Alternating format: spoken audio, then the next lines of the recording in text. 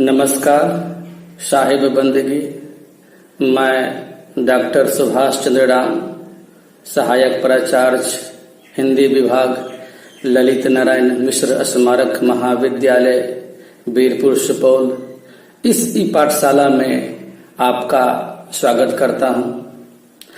आज के इकाई में हम कबीर के एक पद का व्याख्या करना सीखेंगे। चूंकि कबीर साहब का यह पद गेय है, अतएव इस पद को हम सस्वर गाएंगे, फिर बाद में व्याख्या करेंगे। आइए आप भी इस पद का रसास्वादन कीजिए। अवधू मेरा मन मतवारा, अवधू मेरा मन मतवारा, उन मन चढ़िया गगन रस पीवे, उन मन चढ़िया गगन रस पीवे, त्रिभुवन भय उजियारा, अवधू मेरा मन मतवारा, अवधू मेरा मन मतवारा। गुरु कर ज्ञान ध्यान कर न हुआ, भव भाठी कर भारा, गुरु कर ज्ञान ध्यान कर न हुआ, भव भाठी कर भारा। सुषमन नारी सहज समानी, पीव पीवन हारा, अवधू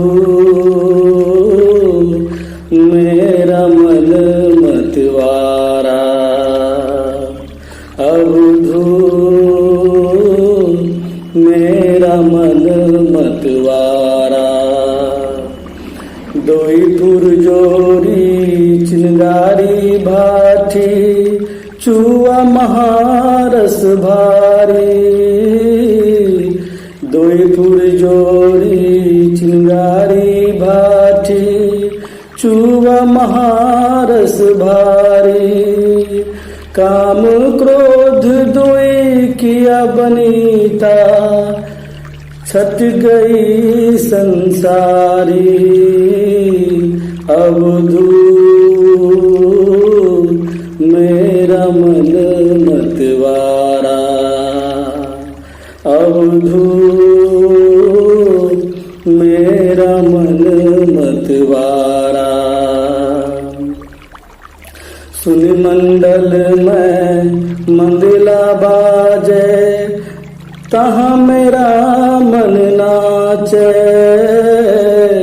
सुन मंडल में मंदिला बाजे, तहाँ मेरा मन नाचे। गुरु प्रसादी अमृत फल पाया, सहज सुसुमना काछ, अवधू मेरा मन मतवारा, अवधू मेरा मन मतवारा। पूरा मिलिया तब सुख उपजो, तन की तपन बुझानी, पूरा मिलिया तब सुख उपजो, तन की तपन बुझानी। कहे कबीर भव बंधन छूटे, ज्योति ही ज्योति समानी, अवधू मेरा मन मतवारा, अवधू मेरा मन मतवारा। आइए अब हम इस पद का व्याख्या करना सीखते हैं। पद इस प्रकार है।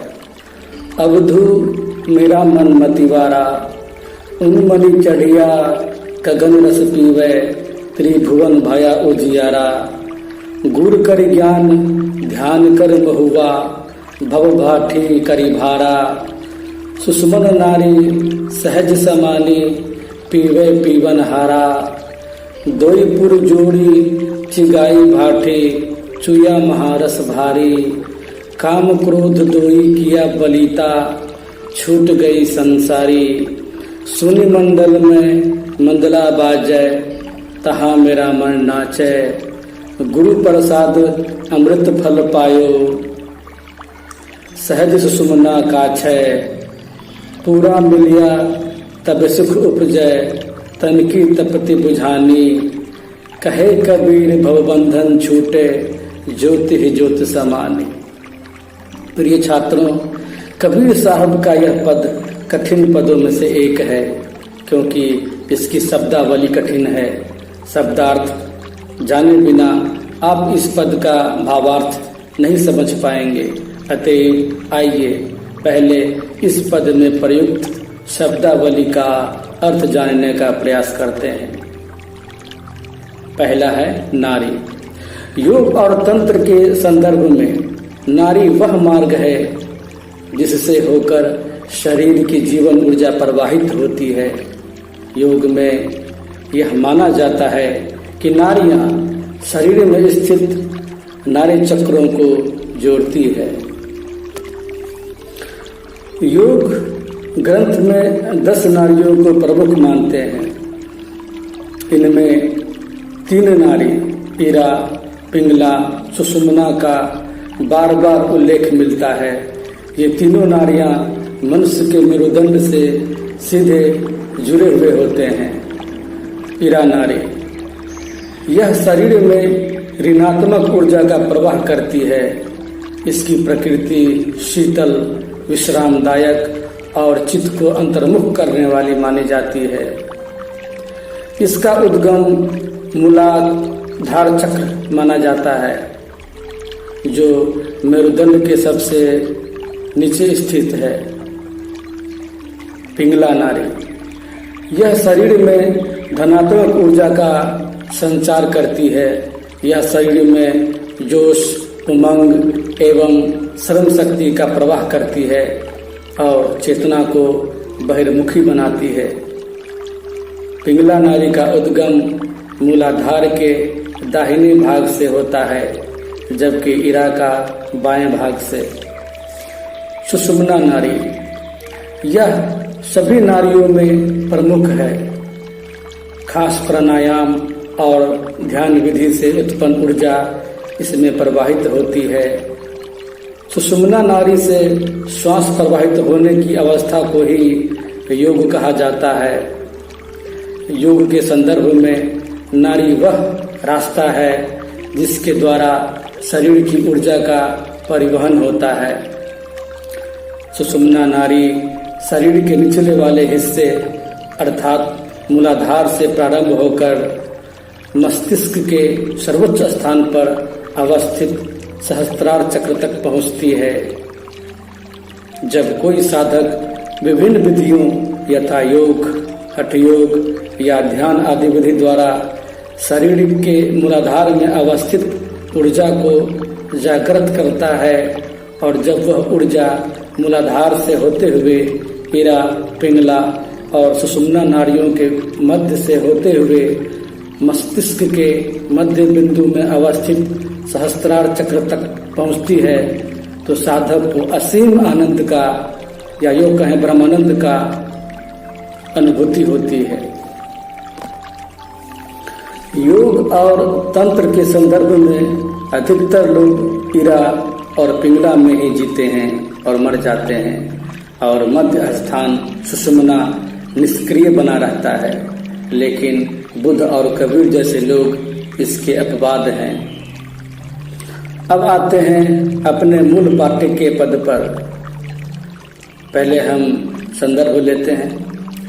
उपर्युक्त पद कबीरदास द्वारा रचित है। इस पद में कबीरदास ने यह बताया है कि ज्ञान और ध्यान के द्वारा सहज रूप से ईश्वर से साक्षात्कार प्राप्त किया जा सकता है और यही अस्थाई व सच्चा सुख है और यही आनंद है। अब व्याख्या प्रारंभ करते हैं। कबीरदास जी कहते हैं, अवधू मेरा मन मतिवारा। यहाँ अवधू का मतलब है सन्यासी, योगी, और मतिवारा का मतलब है मतवाला। हे सन्यासी, हे योगी, मेरा मन मतवाला हो गया है। अगला पंक्ति है, उन मणि चढ़िया गगन रस पीवे, त्रिभुवन भया उजियारा। यहाँ उन मणि का अर्थ है ऊपर की ओर। चढ़िया मतलब चढ़ना, गगन रस मतलब अमृत रस, ब्रह्मानंद रस, त्रिभुवन का मतलब जगत सृष्टि, उजियारा का मतलब प्रकाशित, अर्थात मेरी मूलाधार ऊर्जा जागृत होकर ऊपर की ओर चढ़ती है और इरा, पिंगला और सुषुम्ना नाड़ी होते हुए मस्तिष्क के मध्य में अवस्थित सहस्त्रार चक्र तक पहुंचकर उसमें से श्रावित अमृत रस का पान कर रही है और इसे पीने के बाद मैं ऐसी मुक्त अवस्था में पहुंच गया हूँ कि सारी सृष्टि में प्रकाश व्याप्त हो गया है, अर्थात मेरे जीवन से दुख रूपी अंधकार खत्म हो गया है। अगला पंक्ति है, गुरु कर ज्ञान ध्यान कर महुआ, भव बाठी करी भारा। यहाँ गुरु का मतलब मिठा, ज्ञान का मतलब ज्ञान। महुआ एक प्रकार का फल है जिससे शराब बनाया जाता है। भव मतलब संसार, भाठी मतलब भट्टी, चूल्हा, अर्थात ब्रह्मानंद समान आनंदमयी इस मदिरा को बनाने के लिए ज्ञान रूपी गुड़ और ध्यान रूपी महुआ का प्रयोग किया गया है। संसार रूपी भट्टी में इन्हें गर्म कर मैंने इसे आनंद की मदिरा बनाई है। अगला पंक्ति है, सुषुमन नारी सहज समानी पीवे पीवनहारा। सुषुमन नारी के संबंध में मैंने पहले ही चर्चा कर दिया है।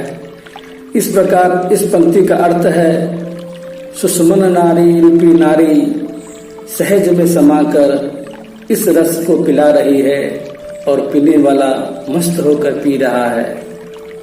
अगला पंक्ति है, दोईपुर जोर चिगाई भाटी चुया महारस भारी। यहाँ दोई मतलब दोनों, पुर मतलब पुट, चिगाई मतलब जलाना, भाटी मतलब भट्टी, चूल्हा, चुया मतलब चूना, श्रावित होना, महारस मतलब असीम आनंद, ब्रह्मानंद या अमृत रस, अर्थात दोनों लोक रूपी दो पुटों को जोड़कर यह महारस चुआया है। अगला पंक्ति है, काम क्रोध दोई किया बलिता छूट गई संसारी। यहाँ बलिता का मतलब है पलिता, अर्थात बत्ती जिसे जलाते हैं, अर्थात इस भट्टी को जलाने के लिए काम और क्रोध रूपी बत्ती का प्रयोग किया है। इसे पीने के बाद संसार के बंधन छूट जाते हैं। अगला पंक्ति है, सुनी मंडल में मंदला बाजे तहाँ मेरा मन नाचे। यहाँ सुनी मतलब शून्य, मंडल मतलब चक्र। मंदला पखावज के समान एक प्रकार का वाद्य यंत्र है जिसे प्रायः बंगाल में कीर्तनों में बजाया जाता है, अर्थात शून्य चक्र में मादल बज रहा है, आत्मा आनंद का अनुभव कर रही है, मन मतमाला होकर नाच रहा है। अगला पंक्ति है, गुरु प्रसादी अमृत फल पाया सहज सुषुम्ना काछ है, अर्थात गुरु के प्रसाद एवं उनकी कृपा से मैंने इस अमृत रस रूपी फल को प्राप्त किया है। मुझे सहज समाधि की अवस्था प्राप्त हो गई है, जिससे मनुष्य पूर्णता को प्राप्त होता है। अगला पंक्ति है, पूरा मिलिया तवे सुख उपजियो तनकी तपति बुझानी। अर्थात पूरे मिलने से सुख उत्पन्न होता है। तपस्या अर्थात साधना का तप दूर होता है। अगला पंक्ति है, कहे कबीर भवबंधन टूटे छूटे ज्योति ही ज्योत समाना। यहाँ भवबंधन का मतलब संसार का झंझट, सांसारिक दुख और कष्ट।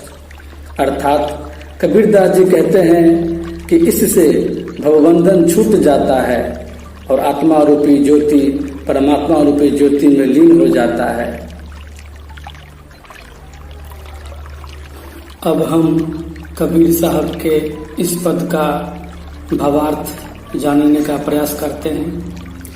इस पद में कबीर साहिब ने ध्यान की महिमा एवं ध्यान की विभिन्न अवस्थाओं का सुंदर एवं विभिन्न रूपकों के द्वारा शब्दबद्ध किया है। ध्यान के लिए ज्ञान एवं ज्ञान के लिए गुरु का होना जरूरी है। गुरु की महिमा एवं उनके प्रसाद के बिना ज्ञान एवं ध्यान मुश्किल है। जब व्यक्ति ध्यान करता है तब उसे सम्यक ज्ञान की प्राप्ति होती है, और जब सम्यक ज्ञान की प्राप्ति हो जाती है तो इस संसार के सारे भवबंधन, सुख और दुख, जन्म मरण, मोह माया से मुक्ति मिल जाती है। फिर तो सन्यासी इस संसार में ऐसे जीता है जैसे पानी में कमल। कमल पानी में तो होता है लेकिन पानी उसे छू नहीं पाता। उसी प्रकार सन्यासी या संत इस संसार में तो होता है लेकिन संसार से बिल्कुल अलग। इस ध्यान से मन की सारी गंदगी यथा काम, क्रोध, लोभ, मोह, माया इत्यादि दूर हो जाता है। चित्त निर्मल एवं स्वस्थ हो जाता है। ध्यान से व्यक्ति पूर्णता को प्राप्त होता है। जब व्यक्ति ध्यान या हठ योग द्वारा अपने शरीर में अवस्थित ऊर्जा को जागृत करता है तब यह जीवन ऊर्जा मूलाधार से ऊपर उठती है और ईरा, पिंगला तथा सुषुम्ना नाड़ी होते हुए मस्तिष्क के मध्य बिंदु में अवस्थित सहस्त्रार चक्र तक पहुंच जाती है। इस ऊर्जा के उत्पन्न होने, श्रावित होने से व्यक्ति उसी प्रकार का आनंद अनुभव करता है जिस प्रकार मदिरा या शराब पीने पर। लेकिन यह सांसारिक मदिरा क्षणिक आनंद देती है और व्यक्ति को बेहोश कर देती है, जबकि इस आध्यात्मिक मदिरा का पान करने से साधक पहली दफा होश में आता है, और जब इसकी नशा एक दफा चढ़ जाए तो फिर कभी नहीं उतरती। तभी तो कबीर मतवाले हो जाते हैं, मीरा दीवानी व बावली हो जाती है, और तभी तो कोई मंसूर तब तक अनहलक यानी अहम ब्रह्मासी चिल्लाता रह जाता है जब तक उसकी जीभ काट कर हत्या नहीं कर दी जाती है।